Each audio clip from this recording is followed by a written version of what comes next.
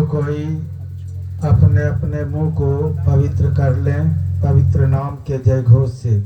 कोई संकोच नहीं करेंगे, श्रद्धा प्रेम के साथ उचित स्वर में जय घोष करेंगे। मुंह पवित्र होगा, अंतःकरण भी शुद्ध होगा, इसलिए कोई कंजूसी नहीं करें। बोलिए प्रेम से श्री सद्गुरु महाराज की जय। श्री सद्गुरु महाराज की जय। श्री सद्गुरु महाराज की जय।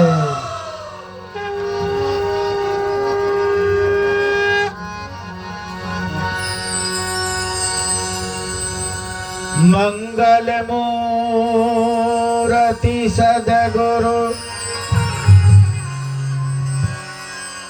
मिलवे सर्वाधार।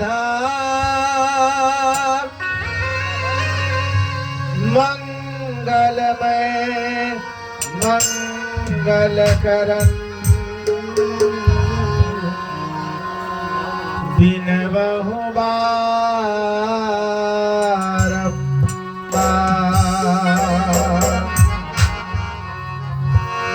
धन्य धन्य सद्गुरु सुखद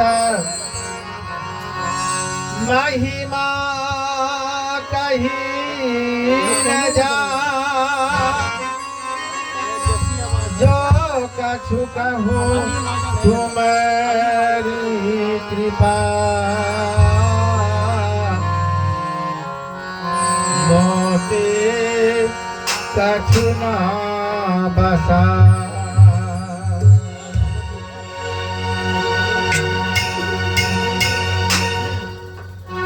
सत्संग में उपस्थित सभी महान भावों को, माता एवं बहनों को मेरा बारंबार नमन। सबको विदित है कि आज का सत्संग छठी के अवसर पर। सत्संग सभी अनुष्ठानों में श्रेष्ठ है। बहुत प्रकार के अनुष्ठान धरती पर है।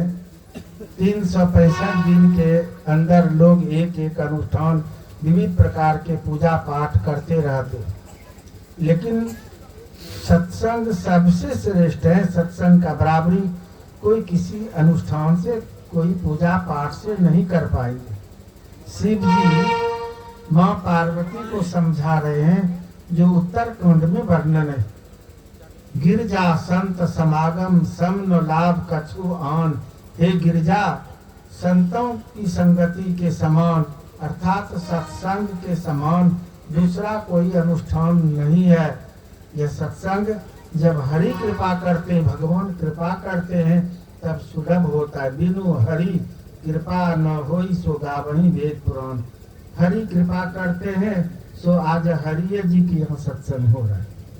रामचरितमानस में वर्णन है कि भगवान तो कृपा किए और हमको लगता है कि फर्स्ट बार हरि जी के यहाँ ये सत्संग हो रहा है। पहले हम तो नहीं जानते, पहले हुआ होगा, आप लोग जानते होंगे, लेकिन ये प्रथम बार सत्संग हो रहा है। तो हम बात नहीं है। रामचरितमानस के 7वें सोपान उत्तरकांड में वर्णन है, सत्संगति दुर्लभ संसारा निमिष दंड भरी एकहु बारा। इस संसार में सत्संग मिलना दुर्लभ है, कठिन है। निमिष मात्र थोड़ा देर का सत्संग किन्हीं को मिल जाए, उनका भाग्य बदल जाएगा, उनका परम कल्याण हो जाएगा। आज तो इनके यहाँ सत्संग हो रहा है, कितने भाग्यशाली हैं ये घर परिवार के सब लोग जो आज सत्संग हो रहा है। और सत्संग में भगवान शिव आते, ग्रंथ में सब प्रमाण है। सत्संग में हनुमान जी आते हैं, सत्संग में ब्रह्मा जी आते हैं, विष्णु जी आते हैं, सत्संग में स्वर्ग का मालिक इंद्र आते हैं, देवी देवता सहित आते हैं। तो जहाँ सत्संग होता है वह धरती तक पवित्र हो जाती है। और सब के सब आ जाते हैं तो सब आशीर्वाद कर देते हैं, सबकी कृपा हो जाती है। साथ साथ संत सद्गुरु का सम्मान कि ये आप ऐसे महापुरुष की झांकी लगाए हैं। आप भगवान अगर फल देने में देर करते हैं तो गुरु देर नहीं करते। पदावली में वर्णन है कि गुरु दाता दयाल, वह काटे जम जाल, पल में कर दे निहाल, भजो साध गुरु। गुरु पल में निहाल कर सकते। लोग बोलते हैं कि भगवान के घर में देर है। देर तो है, लेकिन आशा भरोसा रहता है कि अंधेर नहीं। भगवान के घर में देर है लेकिन अंधेर नहीं है। और गुरु के घर में तो देर भी नहीं है। पल में उद्धार कर सकते, पल में निहाल कर सकते। सो हमारे गुरु महाराज कहते हैं, कहाँ भटक रहे।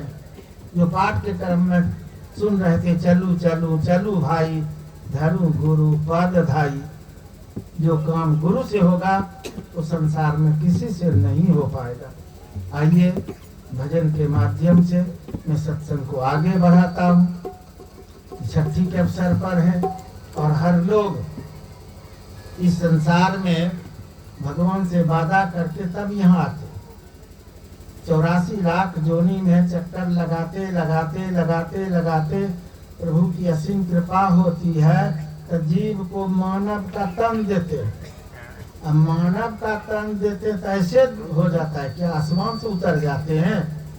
माँ के गर्भ में गर्भ धारण करना पड़ता है, 9 महीना तक कष्ट सहन करना पड़ता है। पैर ऊपर मुंडा नीचे, जिस जगह नाक मुख उसी जगह पैखाना पेशाब का भंडार। संपूर्ण शरीर पर खून पीप का लेप लगा रहता है और वह खून पीप नाक में घुस जाता है, मुख में घुस जाता है। सोचिए इससे बेसी और कष्ट होगा। ये कष्ट झेल करके यहाँ आए, प्रभु से वादा किए कि प्रभु इस तरह का कष्ट दम घुट रहा है, हमको नरक कुंड से बाहर कर दीजिए। बदले में भक्ति भजन सुमरन जप ध्यान सत्संग खूब करेंगे और दोबारा फिर गर्भ नहीं धारण करेंगे। ये कष्ट होता है गर्भ धारण करने में, तो प्रभु एक बार कृपा कर दीजिए। मैं संकल्प लेके मुट्ठी बांध के कह रहा हूँ, कसम खा के कह रहा हूँ, खूब भक्ति भजन करूंगा। लेकिन दयालु प्रभु बाहर तो कर दिए, लेकिन सब यहाँ नमक हरामी कर दी। वहाँ तो कह रहे थे कि बाहर कीजिए, केवल बाहर जमने का देर है, खूब भक्ति भजन सुमरन जप ध्यान करेंगे। लेकिन बाहर आकर के कर क्या रहे, तिरंगा पुड़िया झाड़ रहे, खैनी बीड़ी खूब ले रहे हैं, गांजा भांग मांस मछली खा रहे हैं, दारू पी रहे हैं, तारी पी रहे हैं, ढीवा जा रहे हैं।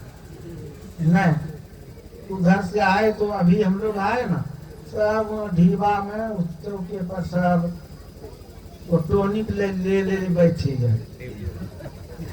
ये रेशम्बा वाला युवक लोग सब वो टोनिक लेने के लिए ढीवा पहुंच जाता है।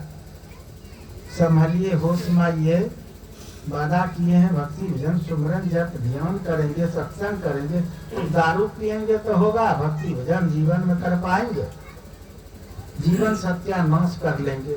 इसलिए संभलिए होश माइए। जब हमारा ही माता के गर्भ में चहुदिस लागल के वार हो, सब तरफ बंद ही बंद है और उस काल कोठरी में बच्चा उलट के पड़ा। रोई रोई आरजी हम साहब से करिए, करू साहब हमारो उबार हो। रोई रोई आरजी हम साहब से करिए, करू साहब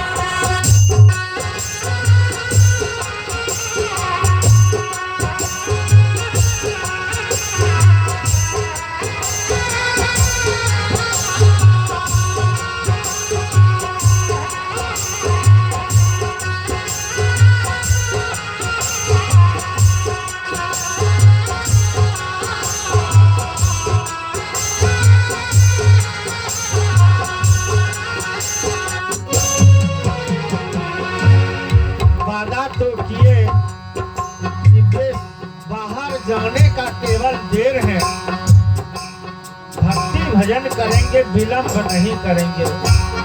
लेकिन यहाँ तो बालापन भी पार कर दिए, जवानी अवस्था भी पार कर दी, आप तो वृद्ध अवस्था को पार कर रहे हैं।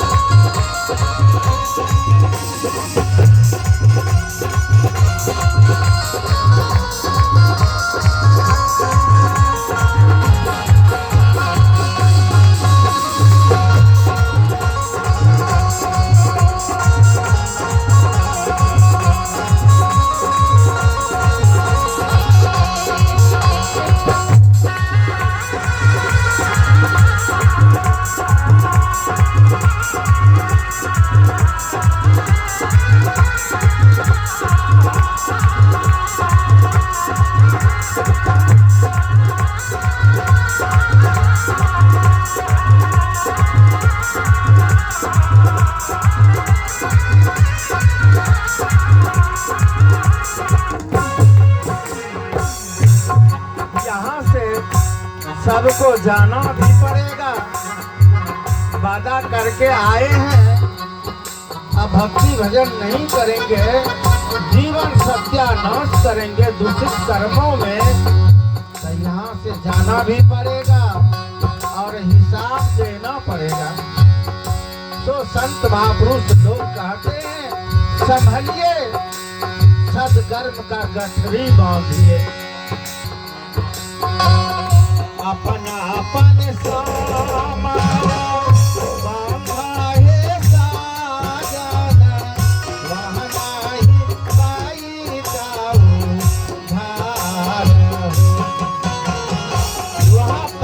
उधार नहीं चलेगा, न रिश्वत खोरी चलेगा। अपना अपन सामारा बांधा है साजना, वह नहीं पाई धार हो। कहवा कबीरा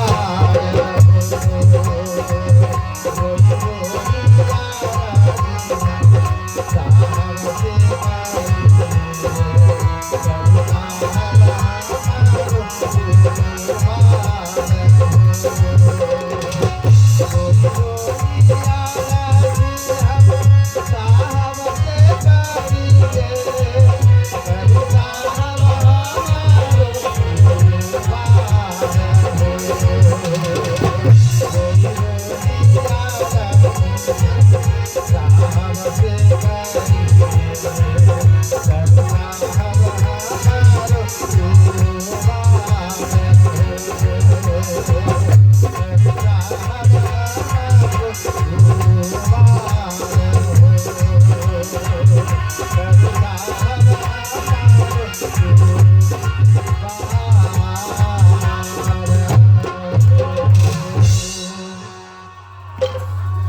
बालापन पार हो गया, जवानी भी पार हो गया, अब तो वृद्ध अवस्था को पार कर रहे।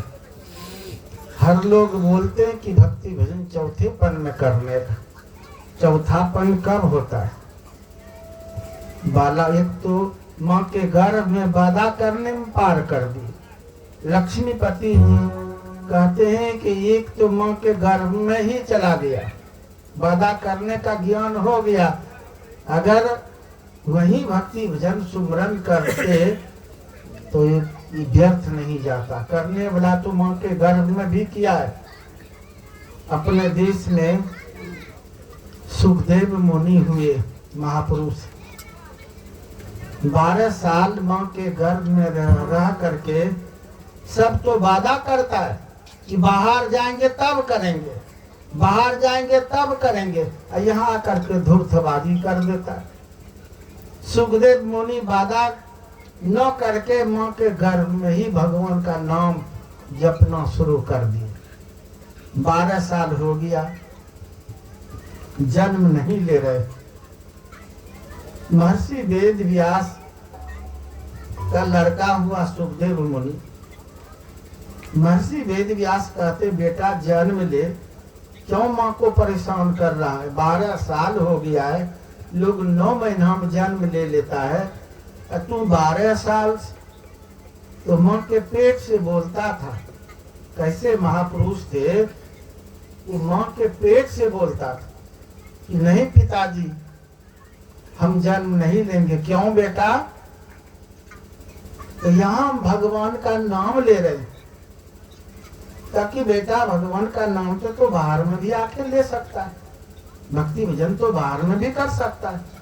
ताकि नहीं पिताजी, सब कोई माँ के गर्भ में वादा करता है और बाहर जाके भूल जाता है, क्योंकि वहाँ माया का भरपूर प्रभाव है। वो माया नाच नचा देती, घसीट लेती है। हर लोग भगवान को भूल जाते हैं, कोई भक्ति नहीं करते। सो बाहर जाकर के करेंगे तब, मैं यहीं से कर रहा। विचित्र बात है, लोग तो बाहरों माँ के नहीं करता है और वो माँ के गर्भ में भक्ति अपना लिए, अब जन्म नहीं ले रहा है। ब्रह्मा जी ग्रंथ में वर्णन है कि ब्रह्मा जी प्रकट हुए, सृष्टि करता। अब ब्रह्मा जी कहते हैं सुखदेव जन्म ले, मैं ब्रह्मा हूँ। तो कहते सुखदेव माँ के पेट से बोलते हैं कि मेरे पीछे सब क्यों पड़ गए? मैं पिताजी हूँ, मैं ब्रह्मा जी हूँ, तो मेरे पीछे क्यों पड़ गए? ब्रह्मा जी कहते हैं कि नियम है कि माँ के गर्भ में 9 महीना तक रहेंगे, तो तू 12 साल से रह रहा, इसीलिए जन्म ले। मैं तुझे वचन देता हूँ कि साधारण लोगों की तरह तुमको माया नहीं घसीटेगी। ब्रह्मा जी का वचन है, कह रहे हैं कि मैं तुझे वचन देता हूँ, माया तुम्हारा कुछ नहीं बिगाड़ पाएगी। जब ब्रह्मा जी कहने लग गए तब कहते कि जन्म लेंगे एक शर्त पर। पिताजी जब प्रश्न किए थे कि बेटा आखिर तू जन्म क्यों नहीं लेता है, तो सुखदेव मुनि अपने पूर्व जन्म की कथा बताए। माँ बहने भाई बंधु जरा ध्यान से सुनिए। लोग यही सोचता कि यही जीवन है, खाओ पियो मौज करो, मरने पर कौन देखा है। जितना दारू है पी लो, मरेगा तो फिर कहाँ मिलेगा। जितना मुर्गा मुर्गी सब खा लो, फिर मरने पर कहाँ मिलेगा। खाओ पियो मौज करो, यही लोग सीखा है। जो कर्म करते हैं वो कर्म संचय होता है, फिर वो प्रारब्ध में आता है, और जो कर्म किया है उसको भोगना पड़ता है। तो सुखदेव मुनि बता रहे अपने पूर्व जन्म की कथा कि पिताजी इसी तरह से हम वादा कर लिए थे, अब बाहर जा करके भक्ति भजन नहीं किए। तो जानते हैं पिताजी हमको कितनों बार भटकना पड़ा। एक बार मिस करेंगे तो 84 लाख जोनी है भोगने के लिए। कहते पिताजी हम भक्ति नहीं किए तो कितना कष्ट झेलना पड़ा। एक बार मिस किए तो कितना दुख उठाना पड़ा। कहते पिताजी एक बार हमारा जन्म गधा में हो गया। वही सुखदेव मुनि कह रहे। और भगवान बुद्ध की जीवनी भी है, जातक कथा भी है कि भगवान बुद्ध 550 बार जन्म लिए। कभी मुर्गा बना, कभी सांप बना, कभी तितिर बना, कभी हाथी बना। एक बार मिस करने पर कितना संकट झेलना पड़ता है। आसानी से जीवन पार कर रहे हैं, कोई गम नहीं है। वो कह रहे हैं कि पिताजी एक बार हम गधा बन गए नहीं भक्ति करने के चलते, और हमको एक रजक रख लिए। रजक अर्थात धोबी जी महाराज। और जानते पिताजी दिन भर सबका वस्त्र खोज खोज के लाता था, बटोर करके। रात में खूब फुलाता था।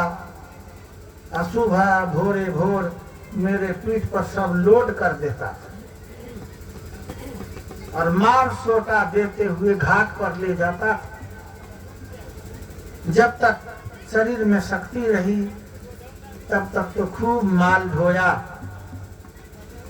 जब बूढ़ा हो गया तो कमजोर हो गया, खाना भी नहीं देता था, भगा देता था। जो थोड़ा थकर पेट भरता था घास खा करके चढ़ के, अधपेटा रहना पड़ता था। शरीर कमजोर, बूढ़ा शरीर, शक्ति नहीं थी। वो माल ढोने के लिए छोड़ता नहीं था।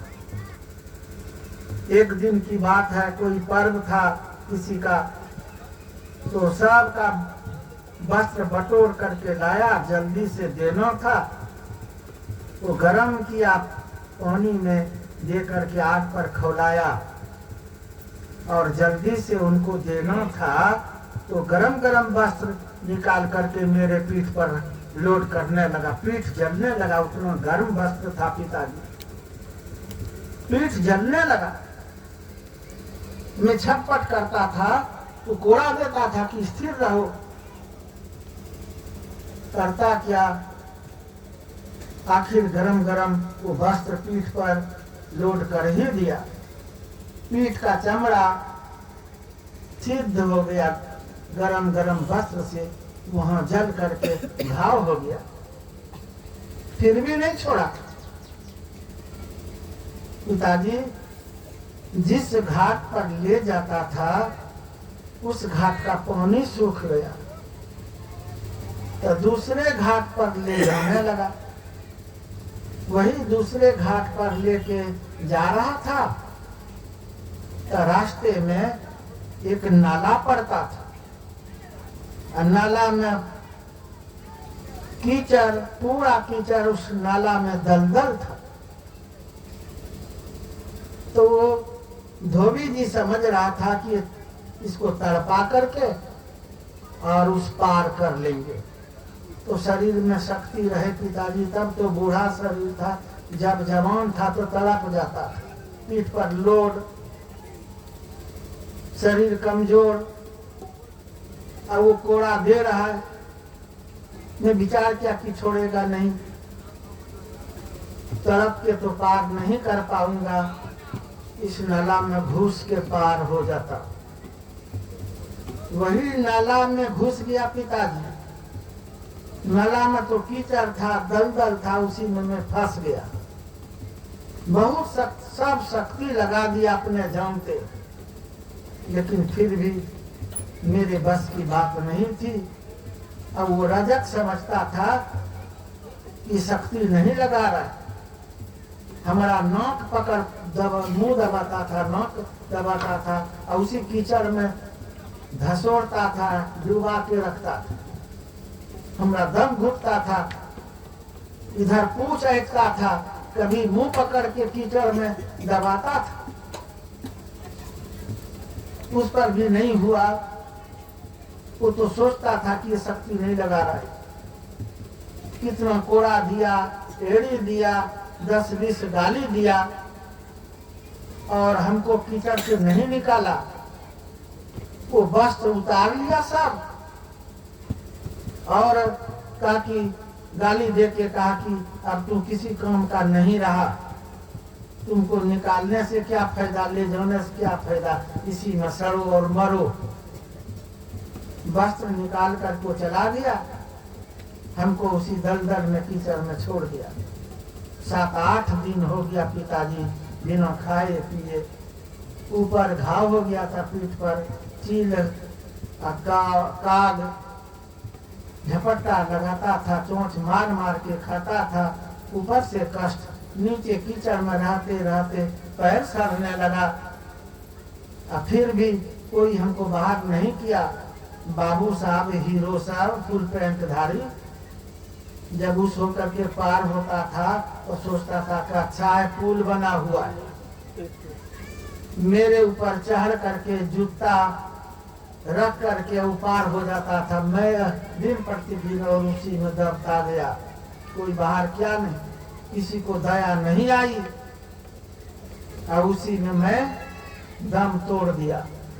ये कष्ट हुआ है पिताजी, इस बार ये भूल हम नहीं करेंगे। उस बार हम अनसुनी किए तब न ऐसा हुआ। बाहर जाके भक्ति भजन करेंगे। यहीं से हम भक्ति प्रारंभ किए हैं पिताजी, ताकि प्रभु नाराज न हो और हमको उस तरह का कष्ट झेलना न पड़े। ये सुखदेव मुनि इस तरह से अपने बाप को बता रहे। जन्म नहीं लिया था, ब्रह्मा जी आके समझौता किए कि तुमको माया परेशान नहीं करेगी, जन्म ले। तब भी वो कहा कि हम जन्म लेंगे, हमारा एक शर्त है। कहा कि पिताजी उसी जगह था, कहा कि बेटा क्या शर्त है बताओ। ताकि हम जन्म लेंगे तो आपके घर में नहीं रहेंगे, जन्म लेते हम चलते बनेंगे। प्रभु की भक्ति करने के लिए हम चल देंगे, आपके घर में नहीं रहेंगे, ये शर्त स्वीकार है। आखिर पिताजी क्या करते, कहा कि बेटा जन्म नहीं ले रहा है तो हमारा कौन कार्य में तू सहयोग कर रहा है, और ऊपर से पिता माँ का बोझ बन करके है। तो चलो जन्म लो, हमें शर्त स्वीकार है, नहीं रहेगा घर में, भक्ति भजन करेगा, अपना कल्याण करेगा, यही ना हमारा भी नाम होगा, चलो जन्म ले। जब शर्त स्वीकार कर लिया पिताजी, तब फटाक से जन्म ले लिया। जन्म लिया, उठ उठ के भागने लगा। लोग इसको भी कुछ अज्ञानी जन जो ग्रंथ नहीं पढ़ते हैं ना, इसको दंत कथा कहते गप गपन है।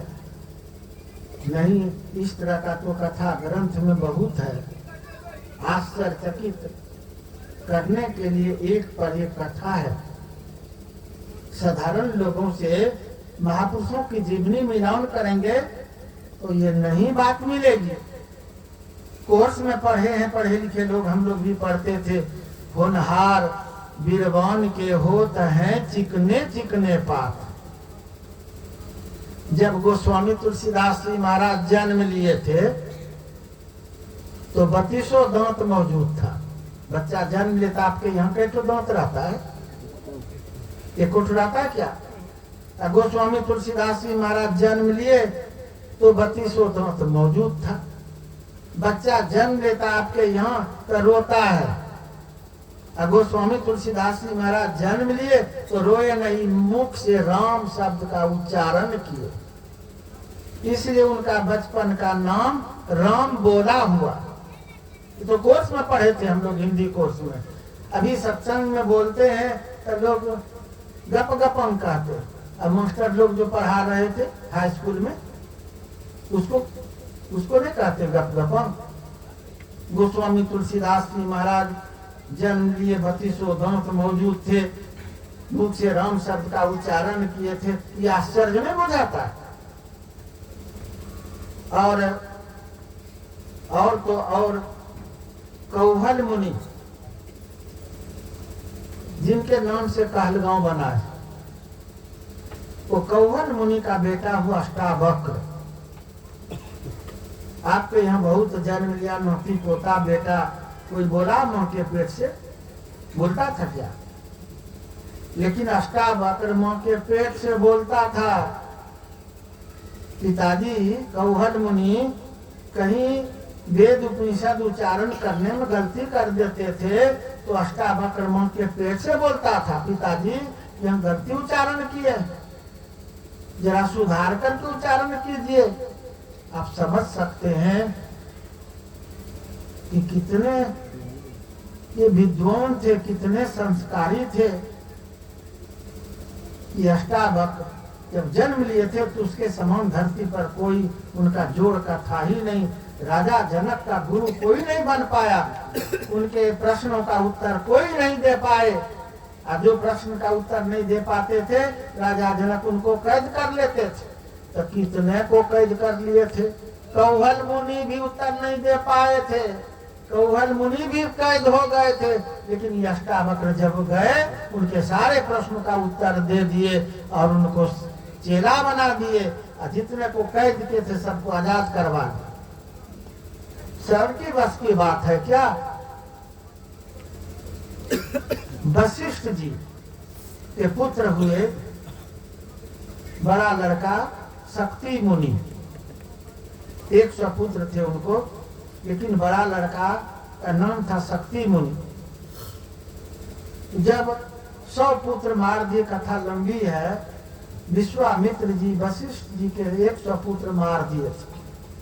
हमको ब्रह्म ऋषि कहो, ब्रह्म ऋषि कहो। जब तक कोई ब्रह्म ऋषि किसी को ब्रह्म ऋषि नहीं कहेंगे, वो ब्रह्म ऋषि उनको कोई नहीं कहेगा। आजकल तो अपने से ब्रह्म ऋषि भी बन जाते हैं, महर्षि भी बन जाते हैं, कहने का जरूरत नहीं है। बस विशेष नहीं, संकेत इशारा ही काफी है। सब अब बनने में कुछ देर लगता है। आजकल जगत गुरु शंकराचार्य सब बन जाते हैं, लिखाने में कुछ देर नहीं लगता है। उधर साधोपुर कुशापुर नाम नहीं बोलेंगे, किसी का हम लोग नाम क्यों बोले।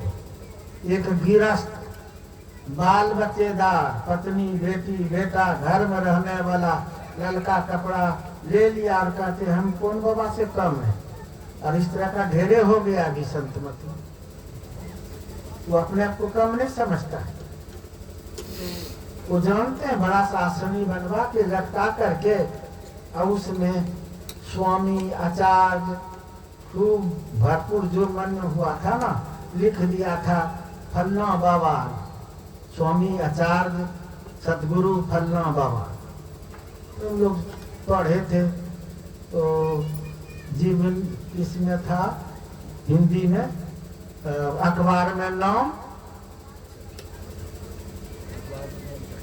पढ़े थे ना, अखबार में नाम। वो बड़ा शौक था उनको, अखबार में नाम हो जाए। अखबार में नाम कोई बढ़िया काम करेगा तो हो जाएगा, लेकिन उनको बड़ा शौक था। रोज पेपर पढ़ता था कि आज हमारा नाम निकला क्यों नहीं, कोई करनी है नहीं, नाम कैसे निकल जाएगा। रोज सुबह उठता था, पेपर ले आता था, हमारा नाम निकला कि नहीं, पेपर अखबार में निकला कि नहीं। एक दिन वही रोडे पर अखबार हमारा नाम निकला कि नहीं, जानबूझ के बीच रोडे पर देख रहा है कि इधर उधर से गाड़ी आ रही जा रही, उसको कोई गम नहीं, वो अखबार में नाम हमारा निकला है कि नहीं, बस कार में दबा दिया। कार में जब दबा गया तो बेहोश हो गया। देखा कार वाला सब लोग ये कार में दबा गया, निकाला, होश में लाया। उधर से क्या बोलता है, अखबार में नाम निकला कि नहीं? दबा गया है, पूरा घायल है, और उनको शौक है कि अखबार में नाम निकला कि नहीं। इस तरह का नाम अखबार में तो बढ़िया काम कीजिएगा तो अपने न हो जाएगा, लेकिन कैसे कैसे लोग हैं पता नहीं। तो चलिए पॉइंट पर आइए। मैं कह रहा था कि एक पर एक महापुरुष हुए, वो उनको ब्रह्म ऋषि बनने का बड़ा भूख है। विश्वामित्र जी को सबसे कहता था हमको ब्रह्म ऋषि कहो, ब्रह्म ऋषि कहो। तो ब्रह्म ऋषि कहा कि अभी तो ब्रह्म ऋषि हैं वशिष्ठ जी, वो आपको ब्रह्म ऋषि कह देंगे तो काल बने की क्या बात है, सब अपने कहने लग जाएंगे। सोचा कि ठीक है, कहा था वशिष्ठ जी के पीछे पड़ गया। शक्तिशाली थे ही विश्वामित्र जी, वशिष्ठ जी के पीछे पड़ गए। इनको ब्रह्म ऋषि कहो, जबरदस्ती ब्रह्म ऋषि कहलवाएगा। ब्रह्म ऋषि का गुण होगा, नम्रता आ जाए ऐसे। अब वो नहीं कहते थे ब्रह्म ऋषि, तो क्या करता था जानते हैं? उनका एक बेटा उठा पकड़ के उसके सामने में पटक देता, शरीर पर पैर रख करके उनका मुंडा मचोड़ करके फेंक मार के चला जाता। नहीं कहेगा हमको ब्रह्म ऋषि। ये क्रूरता, ब्रह्म ऋषि का भूख। इस तरह से 100 बार गया, हमको ब्रह्म ऋषि कहो। ब्रह्म ऋषि कैसे कह देगा? 100 पुत्र मार ही दिया, फिर भी ब्रह्म ऋषि नहीं बोला। तब सोचा कि आज ये वशिष्ठ जी का ही काम तमाम कर दूं। नहीं कहेगा 100 बेटा मार दिए, तब यो नहीं कहा आज उसी को मार देंगे। वही गया था वशिष्ठ जी को मारने के लिए। वशिष्ठ जी झोपड़ी में कुटिया में भोजन करने के लिए बैठे थे, तो दाल में सब्जी में नमक नहीं। अपनी पत्नी से पूछते हैं, पत्नी का नाम अरुंधति थी। कहते हैं अरुंधति, आज कुटिया में नमक नहीं था क्या? जो दाल में भी नमक नहीं, सब्जी में भी नमक नहीं। अरुंधति कहती हाँ आज नमक नहीं था, समाप्त हो गया था, सो दाल सब्जी में नमक नहीं दी हूँ। अब विश्वामित्र जी उधर छुप करके देख रहा था कि मारेंगे, वो खाने के लिए बैठा तो खाने दो जरा सा, तब उसका जान मारना है। उधर से सुन भी रहा था। अरुंधति कहती कि नमक नहीं रहने के चलते दाल सब्जी में नमक नहीं दी। कहा कि बगल में तो विश्वामित्र जी का कुटिया पड़ता था, वहां से मांग के क्यों नहीं ले आई? सोचिए, जिनका 100 बेटा मार दे और उनके यहाँ नमक मांगने के लिए जाएगी कोई माँ। और वशिष्ठ जी कह रहे कि बगल में विश्वामित्र जी का कुटिया, अब तू जाकर के नमक मांग के क्यों नहीं ले आई? अरुंधति कहती कैसे हैं आप, जो 100 बेटा मार दिया, इतना बड़ा दुश्मन हमारा, और उनके यहाँ मैं नमक मांगने के लिए जाती। विश्वामित्र जी उधर सुन रहे हैं। वशिष्ठ जी क्या बोलते, पगली कहे कि अरे विश्वामित्र जी बहुत अच्छे हैं, जो भगवान मुझ में है वो उनमें भी है, तुझ में भी है, वो तो बहुत अच्छे हैं। ताकि अच्छे हैं, 100 पुत्र मार दिए, अब उनको अच्छे कह रहे, ताकि तू पगली है। 100 पुत्र मार दिए तो कितना बड़ा परोपकार का काम कर दिए। तो परोपकार बता रहे हैं, कितना बड़ा परोपकार का काम किए। हमारा 100 बेटा पर आशा भरोसा रहता था, लेकिन अब तो सबको समाप्त कर दिए, माया झंझटे हटा दिए, एक भगवाने पर भरोसा रह गया। कितना बड़ा काम कर दिए, तू पगली है। विश्वामित्र जी उधर सुन रहे हैं कि ये बड़ाई, जिनको मारने के लिए मैं आया हूं, और वो बड़ाई हमारा बहुत अच्छे हैं। तू पगली, तू नहीं समझ पाई विश्वामित्र जी को, तो हमारा सबसे उत्तम काम कर दिया, माया हटा दिया, और अब हमको तो केवल भगवाने पर नासा, रात दिन भगवाने का न भजन होता है। सबका चिंता करना पड़ता था 100 का, अब कोई चिंता नहीं, मैं आजाद हूँ, भगवान की भक्ति भजन में रत रहता हूँ। इतने उत्तम कार्य कर दिए। विश्वामित्र जी का गुस्सा समाप्त हो गया, मारेगा क्या, कहता उधरे फेंक दिया, जा करके वशिष्ठ जी के चरण पर गिर पड़ा और कहते हमको क्षमा कर दीजिए। वशिष्ठ जी कहते उठो ब्रह्म ऋषि, अब कहलवाने का जरूरत नहीं रहा, ताकि उठो ब्रह्म ऋषि। उनकी पत्नी बगल में थी अरुंधति, कहते ये तो बात पहले कह देते कि 100 बेटा नहीं बच जाता, पहले कैसे कह देते। सब गुण था, ब्रह्म ऋषि का सब गुण था, यही एक कमी था, नम्रता नहीं था। ये नम्रता भी आगे पूर्ण हो गया, ये ब्रह्म ऋषि ही पीठ ठोक दे। देखिए किसी को एक बार गाली दे दे कोई ना, उसको जीवन भर ढोएगा, फलना हमको गाली दिया था। यहाँ देखिए दुश्मनी होगा। तो ये वशिष्ठ जी के 100 पुत्र तो मार दिए थे, लेकिन उनका जो बड़ा लड़का शक्ति मुनि की पत्नी के गर्भ में एक बच्चा पल रहा था, पोता। तो वशिष्ठ जी के मन में बात हुई बीच में ही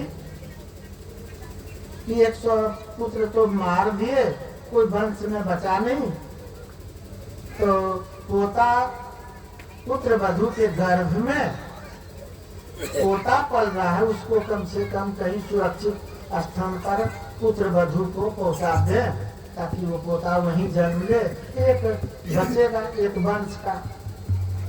वही वशिष्ठ जी आगे आगे जा रहे हैं। अब वशिष्ठ जी की पुत्र वधु, पुतहु जिसको बोलते, वो पीछे पीछे जा रही है। मार्ग में, रास्ते में सुरीली आवाज में वेद उपनिषद का मंत्र का उच्चारण हो रहा है। वशिष्ठ जी हैरान है, ऊपर देखते हैं, कभी आगे कभी पीछे, ये आवाज कहाँ की हो रही है। चल रहे हैं, जा रहे हैं, आवाज हो रही है।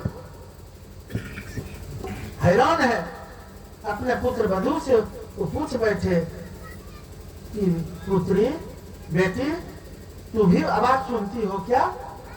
हाँ पिताजी, मैं भी। काकी कहाँ की आवाज? तो कहते पिताजी कहीं और जगह की नहीं, मेरे घर में आपका पोता है, पोता जो पल रहे वही बोल रहे।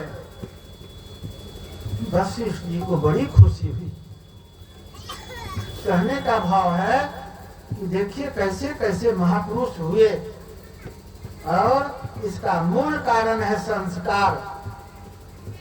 जिनको संस्कार मजबूत पड़ जाता है वो भक्त होता है, विद्वान होता है, नाम रोशन करने वाला होता है। जिनका संस्कार ही गड़बड़ हो जाए तो क्या नाम कर पाएगा।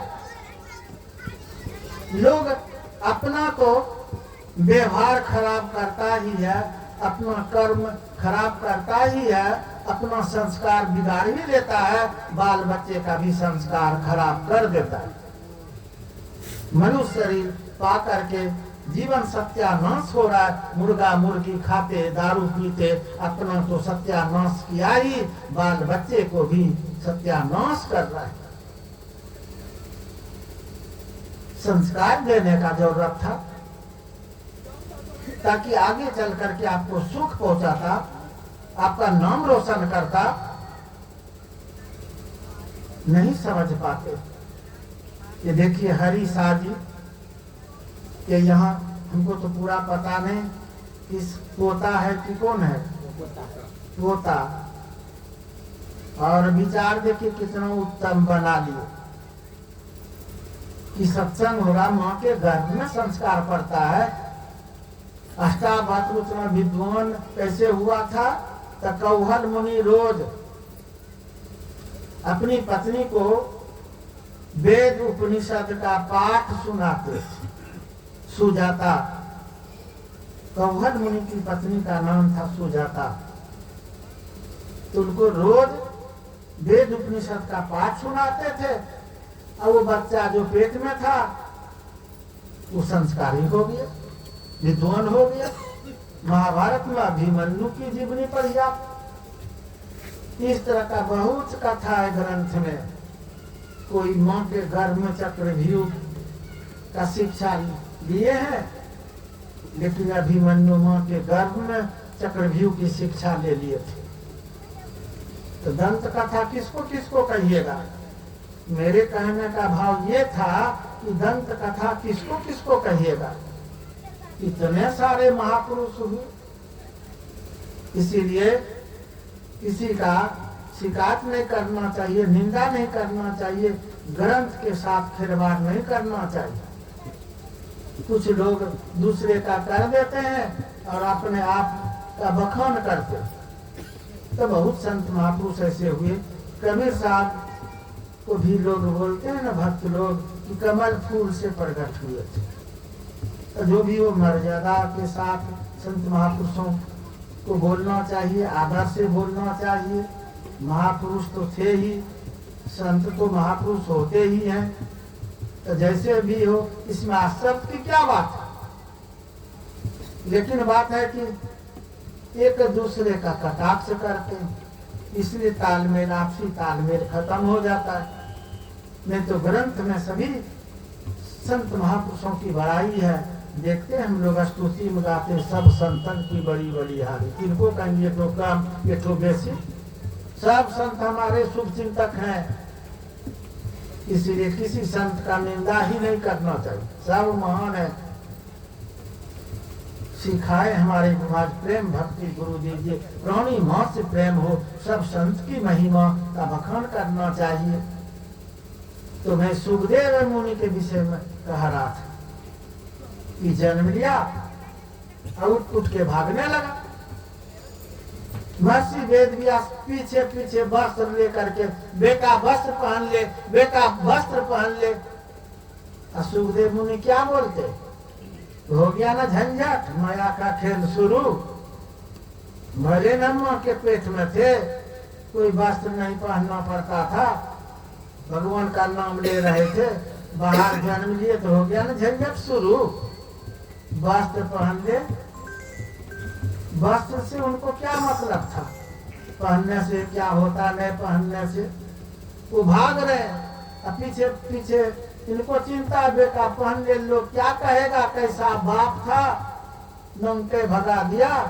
लोग बोलते हैं कैसा बाप था, डंगा डोर भी नहीं जुड़ा उनको। बोलता है लोग इस तरह से। तो कैसा बाप था जो वस्त्र भी नहीं पहना सका, लोग कहेगा बेटा पहन ले, तो भागिए गया नंगे। कहते हैं पिताजी, वस्त्र पहनने में हमारा समय न बर्बाद होगा, भगवान का भजन न छूटेगा। सोचिए कितना समय का महत्व है, जो कह रहे कि वस्त्र पहनने में हमारा भजन छूटेगा। और लोग जानते हैं ताश खेलता है, कहता टाइम पास करने, कितना टाइम है उसके पास में पता नहीं, ताश खेल रहा है, टाइम पास कर रहा है। बेवकूफ मूर्ख, इतना अनमोल समय गंवा रहा है। भक्ति भजन उतना देर में कर लेता, जब ध्यान सुमरन कर लेता, तो फिर टाइम पास कर रहे हैं। धिक्कार ऐसे लोगों को जो टाइम पास कर रहा है। टाइम तो अपने पास हो रहा है। बाल दाढ़ी पका दिए, वृद्ध होते जा रहे हैं, अभी तक वैष्णव नहीं बने, अभी तक गुरु धारण नहीं किए, और आप टाइम पास कर रहे हैं। अब तो खाट पकड़ने वाले हैं, मर के स्मशान घाट जाने वाले कोई नहीं बचा पाएगा। यह धन धाम कुटुंब कबीला सब स्वार्थ के तेरे, अपने अपने सुख के साथी, ढेर न सुख को तेरे। इसलिए मनुष्य शरीर पाए हैं, अवश्य भक्ति भजन कीजिए, नहीं तो ये जीवन यूं ही पार चला जाएगा। कोई नहीं बचा पाएगा, कोई सुख नहीं पहुंचा सकेगा। जो अनसुनी किए हुए हैं, इतना उम्र गुजारने के बाद भी अभी भी होश ठिकाना नहीं लग रहा है। अब तो शेष समय बचा हुआ है, कब चले जाएंगे। कितने लोग यहाँ से जा रहे, विदा हो रहे हैं एक एक करके, फिर भी डर भय नहीं। गांव के कितने लोग चले गए, मुख मुख व्यक्ति चले गए, अब बचे हुए कितना भी डर है, दारू चलिए रहा है। उनको लगता है कि हम मरेंगे कभी। समझिए, होश माइए।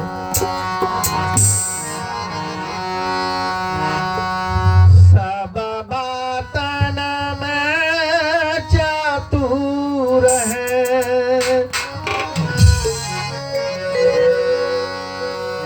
मनुष्य हर बात में होशियार है, चतुर है। एक भक्ति भजन में ही पीछे पड़े, कल्याण होगा तो होगा कैसे। सब बातन में चतुर है, सुमिरन में काचा हो। सब बातन में चतुर है, सुमिरन में काचा हो। सब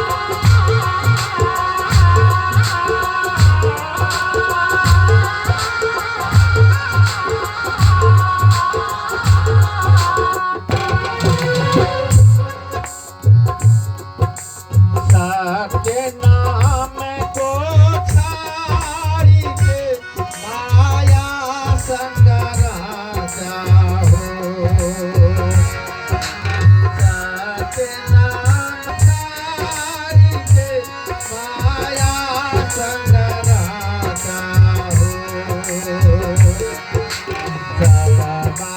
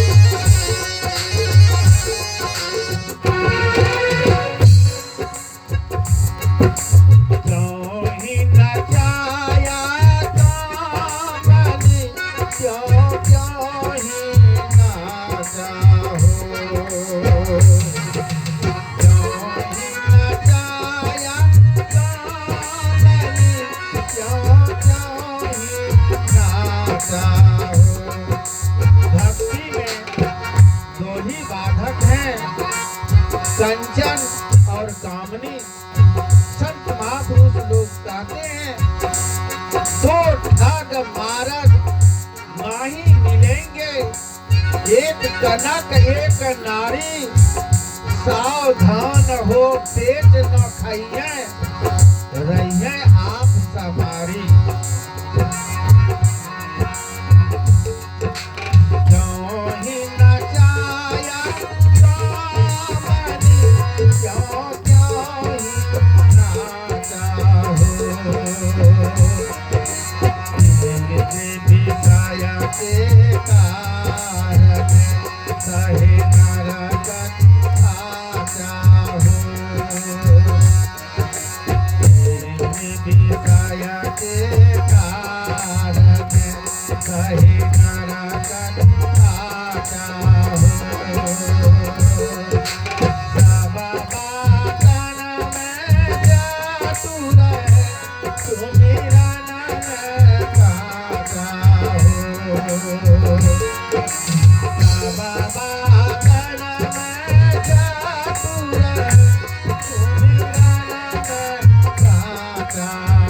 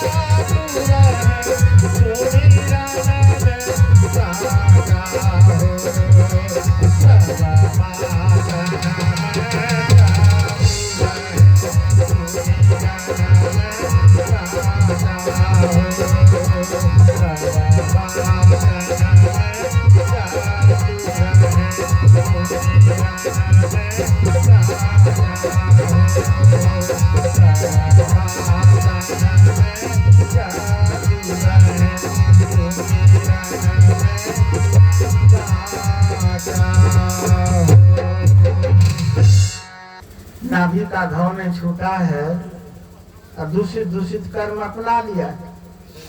छोटा छोटा नन्हा सा बच्चा सब तिरंगा पुलिया चबा रहा है, सिगरेट घींच रहा है, दारू पी रहा है, उम्र हो गया, माँ के पेटे से उम्र है।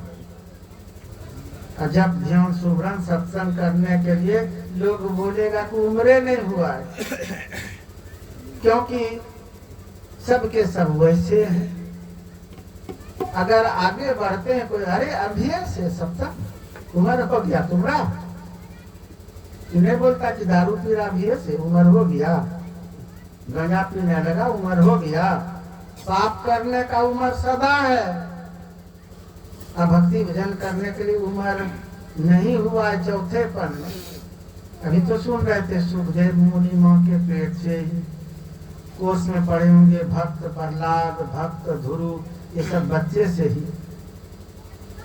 और भगवान राम भी चारों भाई बच्चे से भक्ति भजन अपनाए हैं। भगवान कृष्ण बच्चे से, ग्रंथ कभी पढ़ते नहीं, इसलिए बात समझ में आती नहीं। हमारे युवाज बच्चे से पढ़ते पढ़ते ही भक्ति भजन अपनाए, और बहुत ऐसे महापुरुष हैं जो बच्चे से ही अपनाए हैं।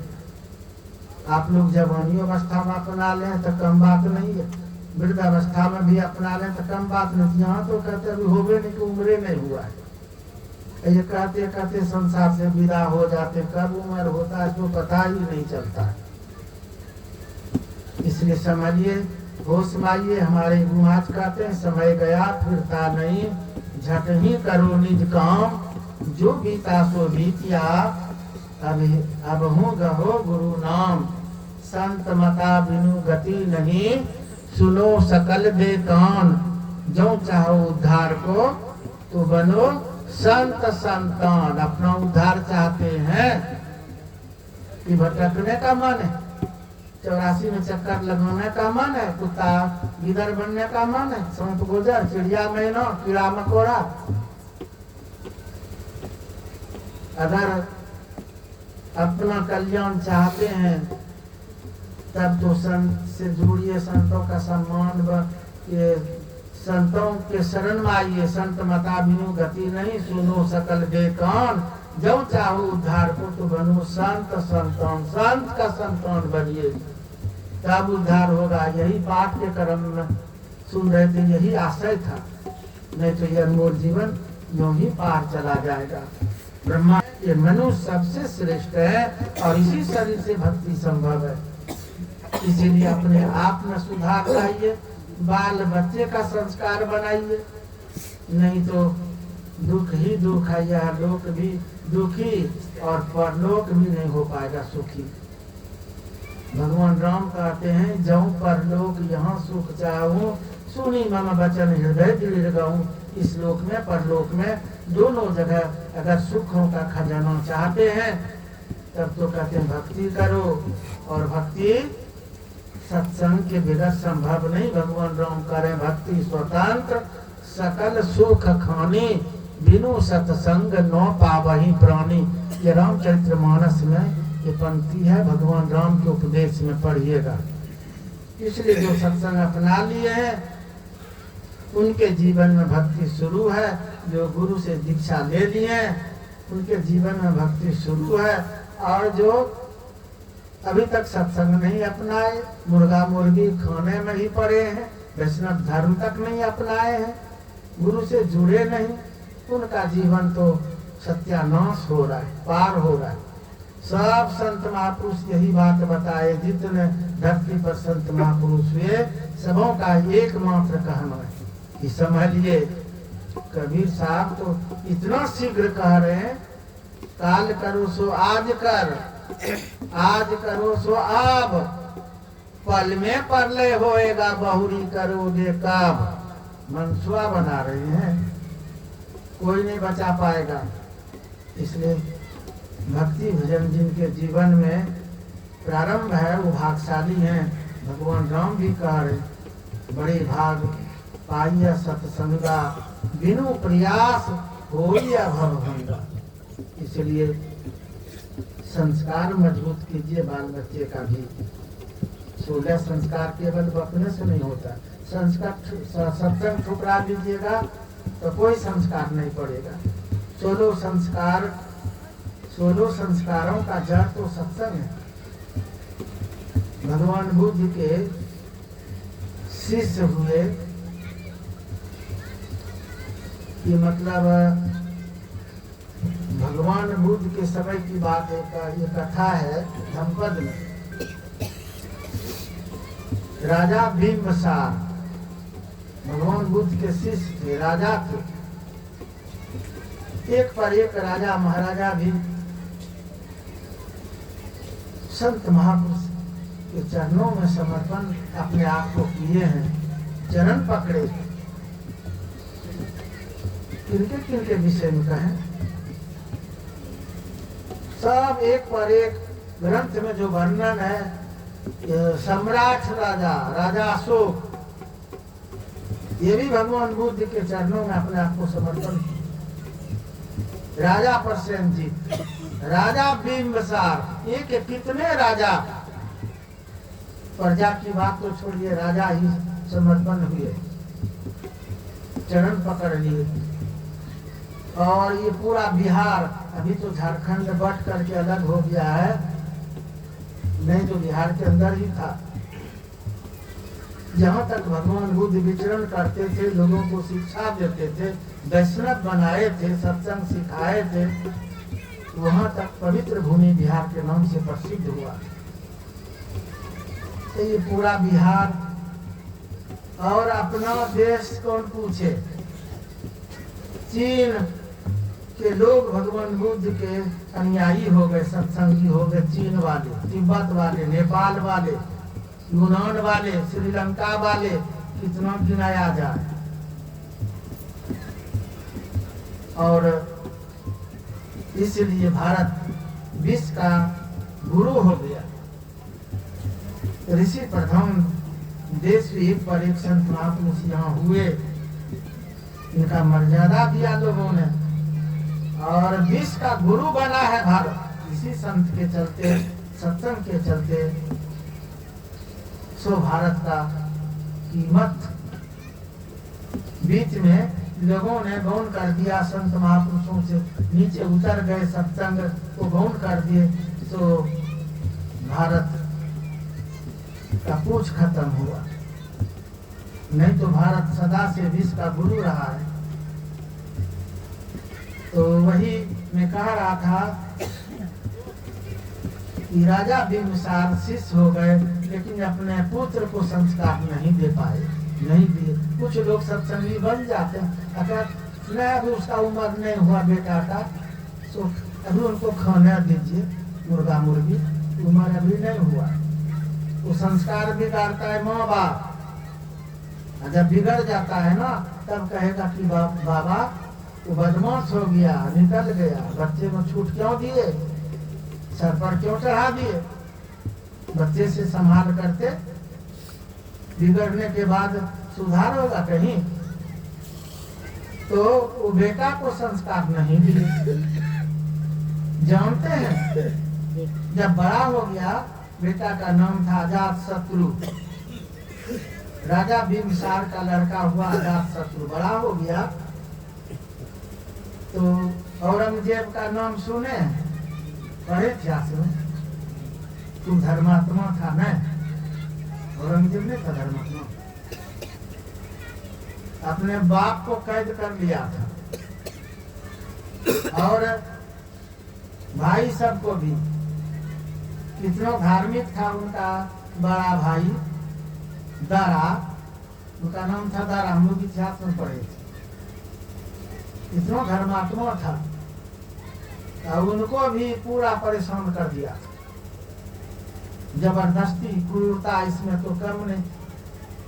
किसी को नहीं छोड़ा, अपने बाप को नहीं छोड़ा तो किसको छोड़ेगा। बाप को कैद कर लिया था, और कहा कि एक अन्न मिलेगा खाने के लिए, साग सब्जी कुछ नहीं, एक अन्न मांग करो। तो उनका रसोईया था कुछ होशियार, तो वही सिखा दिया कान में कि राजा साहब कहिए कि चना मांग कर लीजिए, चना का बहुत कुछ बन जाता है। तो वही एक चना मांग किया था, वही चना ऐसा बेटा हुआ जो कि जेल में बंद ही कर दिया, तो भोजन पर भी आफत, एक अन्न मिलेगा, केवल एक अन्न, ऐसा था। संस्कारहीन बनाने से क्या होगा, सुख मिल जाएगा। अजातशत्रु को संस्कारी नहीं बनाया, और वही अजातशत्रु जब बड़ा हुआ, जबरदस्ती राजा बन गया, जबरदस्ती। बाप तो अपने बनाता है बेटा को, बाप को तो खुशी होती है कि बेटा युग हो जाता है, तो उनको राजपाट दे के अपना संन्यास लेते। लेकिन वो जबरदस्ती बन गया, बाप को कैद कर लिया, जेल में बंद कर दिया। उनको डर था कि कहीं ये जेल से बाहर होगा और फिर राजा बन जाएगा तब, इसलिए उनको कैद में बंद कर दी, जेल में। और जानते हैं उनका भोजन बंद कर दिया कि जल्दी जेल में मर जाए। जेलर से कहा कि उसको भोजन नहीं देना है, बाप है, कहा कि उसको भोजन नहीं देना है। तो राजा है तो राजा का आदेश पालन करना पड़ेगा। भोजन नहीं देता था। 1 सप्ताह के बाद वो क्रूर बेटा जेलर से पूछा, बाप मारा कि नहीं? ताकि कहाँ मारा है? तो कमजोर कुछ हुआ कि नहीं? खाट पकड़ा कि नहीं? ताकि नहीं बिगड़ गया जेलर पर। भोजन देते हो कि नहीं? हम भोजन नहीं देते। तो कमजोर नहीं हुआ, मरा भी नहीं, खाट भी नहीं पकड़ा। ताकि आपकी माँ जो है ना वो मिलने के लिए जाती, वही छुपा के भोजन ले जाती। कहा कि माँ को भोजन ले जाने से मना करो, चेक करवाओ, पहरा दिलवाओ, भोजन लेके नहीं जा सके। अब भोजन बंद करवा दिए तो क्या करती? पति है, दया रही है कि मर जाएगा भोजन के बिना तरफ करके। एक तो बेटा कैसा था। पत्नी क्या करती थी? पतली रोटी बना करके तो चप्पल के नीचे पाँव से दबा करके छुपा करके जाती। सब जगह चेक हो जाता था और चप्पल पर से पैर उठा के जब भीतर में चेक नहीं करते थे, वही छुपा के ले जाती थी और पति को भोजन कराती थी। 1 सप्ताह के बाद फिर पूछा, अब तो बाप मर गया होगा कि नहीं? कहाँ मरा? जेलर का कहाँ मरा? तो कमजोर हुआ ना अब तो पूरा चेक टाइट है। ताकि नहीं, कमजोर भी नहीं हुआ। पता नहीं आपकी माँ जो जाती मिलने के लिए कैसे भोजन ले जाती, हम लोग तो चेक करते और बढ़िया से चेक कीजिए। जब चेक करता है पाँव उठा के तो पाँव के नीचे वो रोटी छुपा के ले जाती थी, ताकि माँ को मना करो चप्पल पहन करके नहीं जाए मिलने के लिए। अब चप्पल पहन करके भी नहीं जाएगी, ठीक है। अब कैसे भोजन ले जाएगी? तब क्या करती थी जानते हैं? गेहूं आटा का लय बना करके पूरे शरीर में लेप लगा के हवा में सूखा करके तब जाती। सब जगह चेक हो जाता था, कहीं कुछ नहीं। आ जा करके पत्नी का ये देखिए मुसीबत, ये नौबत देखिए, पत्नी का शरीर चाट करके जी रहा है। फिर पूछा 1 सप्ताह के बाद, अब तो पूरा टाइट है, अब तो बाप मर गया होगा। ताकि नहीं, कहाँ मरा है? तो भोजन देते हो कि नहीं? भोजन नहीं देते थे। माँ को बढ़िया चेक नहीं करते हो कि नहीं? माँ को भी बढ़िया चेक करते थे। कैसे वो जी रहा है? तो पूरा टाइट किया कि बढ़िया से चेक किया जाए। जब पूरा चेक किया जाए तो वही कहते हैं कि आपकी माँ लय बना करके शरीर में लेप लगा के हवा में सुखा करके जाती, वही चाट करके जीवित रह जाता है। ताकि माँ को बंद कर दीजिए, मिलने से माँ नहीं जाती दादी से मिलने के लिए। अब तो माँ मिलने के लिए भी नहीं जाती है, वहाँ भोजन बंद हो गया है। कोई कब तक बिना खाए पिए जीवित रह सकता है? इधर अजात शत्रु के यहाँ लड़का का जन्म हुआ, उनका लड़का जन्म लिया और बेटा की खुशी में इतना भोज भंडारा किया, पूरा इलाका में इतना दान दक्षिणा दिया। 3-4 दिन तक दान दक्षिणा देते रह गया, भोज भंडारा देते रह गया। खुशी के मारे अपने मंत्री से पूछा, वही मंत्री बापे बड़ा इनका भी मंत्री है, बूढ़ा, उनसे पूछता है कि मेरे समान कोई बेटा के खुशी में आज तक खुशियां लुटाए होंगे, दान दिए होंगे, भंडारा दिए होंगे? ये जब वो बूढ़ा मंत्री सुने ना, उनके आंख से आंसू छलक पड़े। मंत्री से पूछा कि आप रो रहे क्यों? कहते हैं कि आपकी बात सुन करके आप 3-4 दिन तक दान दक्षिणा दिए, भोज भंडारा दिए। जब तू जन्म लिया था तो तुम्हारा पिताजी 6 महीना भंडारा किया था और 6 महीना दान दक्षिणा दिया था। उस मूर्ख को, उस नलायक को एहसास हुआ कि मेरे जन्म लेने पर पिता को ये खुशी थी। कहते मंत्री हम समझ नहीं पाए थे, चलिए जल्दी से जेल पिताजी को आजाद करेंगे, जेल से बाहर करेंगे। मैं कितना बड़ा मूर्ख जो मेरे लिए पिताजी सब कुछ न्यौछावर कर दिए, लुटा दिए, और मैं कितना क्रूर गया जेल। तब जेल में जीवित कहाँ, भूख से तड़प तड़प करके तब तक तो हम त्याग दिए थे।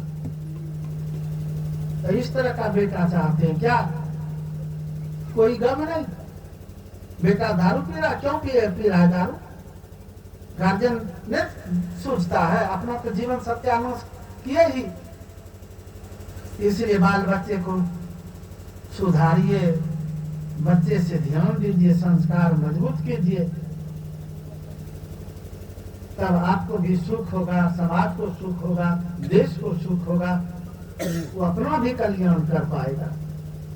नहीं तो अपना जीवन सत्यानाश करेगा, समाज को भी दुख पहुंचाएगा, देश को भी दुख पहुंचाएगा, किसी को सुख नहीं दे सकता है। इसलिए संत वाणी में वर्णन है, जननी जने तो भक्त जने, याद आता या सूर, नहीं तो जननी बांझ रहे क्यों गवावे नूर। अगर पुत्र को जन्म देती है माँ तो भक्त को जन्म दे, ताकि आपको सुख पहुँचावे, समाज को सुख पहुँचावे, देश को सुख पहुँचावे। जननी जने तो भक्त जने, या दाता या सूर, नहीं तो जननी बांझ रहे क्यों गवावे नूर। अगर भक्त को जन्म नहीं दे सकी माँ तो पुत्र को दानी बनाइए, दाता। कंजूस बेटा पैदा मत कीजिए, नहीं तो कंजूसी का परिणाम वृद्ध में आपको भुगतना पड़ेगा। इसलिए बेटा को त्यागी बनाइए, दान पुण्य करने वाला सिखाइए, कंजूस मत बनाइए। और अगर भक्त भी नहीं बना सके, दानी भी नहीं बना सके, तो सूरवीर पैदा कीजिए, आपका रक्षा करे, समाज का रक्षा करे, देश का रक्षा करे, ऐसा बेटा पैदा कीजिए। नहीं तो उससे अच्छा बांझ रह जाइए, व्यर्थ में शक्ति खर्च कर रहे। रामचरित्र मानस में वर्णन है, पुत्रवती युवती जग सोई, रघुपति भक्ति जासु सूत होई। वही माँ पुत्रवती स्त्री है जिनका बेटा भगवान का भक्त है। नहीं तो ऐसे माँ के कोख को धिक्कार है जिनका बेटा तिरंगा पुड़िया, गांजा, भांग, ताड़ी, दारू में रहता है, मांस मदिरा में पड़ा हुआ है। ऐसे माँ के कोख को धिक्कार है। संभलिए माँ बहने, भाई बंधु, और अपना जीवन उज्जवल कीजिए, बाल बच्चे का जीवन उज्जवल बनाइए। इसीलिए ये सत्संग जरूरी है सबके लिए। ये सत्संग विवेक लाता है। जिस जगह सत्संग होता है धरती पवित्र हो जाती है। जिनके नाम से होता है उनको संस्कार पड़ जाता है, और जो जिनका खर्च होता है उनको बहुत बहुत पुण्य होता है। जो सुनने के लिए आते हैं उनको विवेक हो जाता है। आम का आम और गुठली का दाम ये सत्संग से मिल सकता है, वरना किसी अनुष्ठान में ताकत नहीं है जो कि आपको सभी तरह से सुख पहुंचा सकते। गोस्वामी तुलसीदास जी महाराज कहते हैं, सुनी समुझई जन मुदित मन, मज्जहि अति अनुराग, लहई चारी फल अक्षतरु साधु समाज प्रयाग। साधु समाज में जा करके आनंद मन से सत्संग सुनिए, समझिए, जीवन में उतारिए।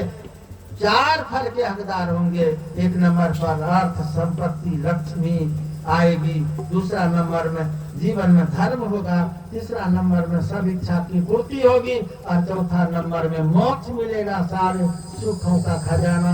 ये सत्संग से संभव है, दूसरा कोई उपाय नहीं है। यहाँ जन्म लिया है हरि साजी का पोता।